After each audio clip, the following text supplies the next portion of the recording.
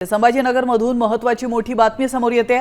संभाजीनगरच्या सोयगाव तालुक्यात परप्रांतीयांच्या 3448 बोगस जन्म नोंदी आढळून आलेल्या आहेत। गेल्या 4 महिन्यांच्या काळात या नोंदी करण्यात आल्याची माहिती मिळते। जन्म मृत्यू नोंदीच्या पोर्टलचा पासवर्ड थेट बिहारमधून हॅक करून या नोंदी करण्यात आल्याची माहिती आहे। या प्रकरणी अज्ञाताविरोधात आता गुन्हा दाखल करण्यात आलाय, तर या बोगस नोंदी रद्द करण्याच्या सूचनाही देण्यात आल्या।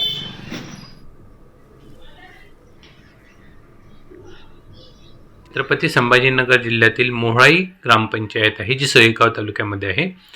तेथील पॉप्युलेशन साधारणतः 1000 आहे आणि तिथे आमच्या असं लक्षात आलेलं आहे की जवळपास 3-3.5 हजार नोंदणी ह्या आढळून आलेल्या आहेत। त्यामुळे त्याची ज्यावेळेस चौकशी करण्यात आली त्यावेळेस असं आढळून आलं की तेथील ग्रामसेवकांचा जो यूजर ID आणि पासवर्ड आहे तो हॅक करून बाहेरच्या स्टेटमधील काही लोकांनी तिथे अवैध जन्म नोंदणी केलेल्या आहेत।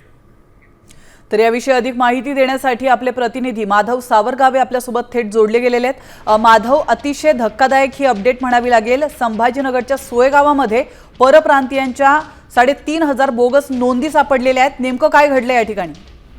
प्राची, छत्रपती संभाजीनगर जिल्ह्यातील शेवटचा तालुका म्हणून सोयगाव तालुक्याची ओळख आहे। डोंगराळ भागामधल्या मोहळाई आणि त्या जोडूनच असलेल्या पिंपरी अंतर या 2 ग्रुप ग्रामपंचायतीची ज्यावेळेस लोकसंख्या तपासली ती साधारणतः 2-2.5 हजारच्या आसपास असेल। मात्र त्या गावामध्ये गेल्या 2-3 महिन्यामध्ये ज्या जन्म मृत्यूच्या नोंदी करण्यात आल्या त्या जन्माच्या नोंदीचा आकडा हा तो आता जो सांगितली तो 3500 म्हणजे 3448 इतका होता।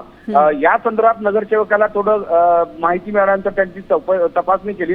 तपासणीमध्ये बिहारमधून थेट हॅक करून त्याचा पासवर्ड हॅक करून ह्या सगळ्या नोंदी करण्यात आलेल्या आहेत। परप्रांतीयांच्या नोंदी या बांगलादेशींच्या असू शकतात अशी एक शंका व्यक्त केली जाते आणि त्याच अनुषंगाने आता सोयगाव पोलीस ठाण्यामध्ये गुन्हा दाखल करण्यात आला आहे। याची तपासणी सध्या सुरू आहे। विशेष म्हणजे राज्य सरकारच्या वतीने सुद्धा आरोग्य विभाग आणि प्रशासनाने तातडीने ही खबरदारी घेत तो पासवर्ड चेंज केलेला आहे आणि सोबतच याची तपासणी सुरू केली आहे। ज्या नोंदी केलेल्या आहेत 3448।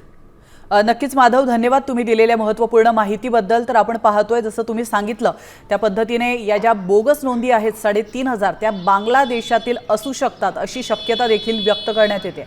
त्यामुळे आता तपासाला वेग आलेला आहे।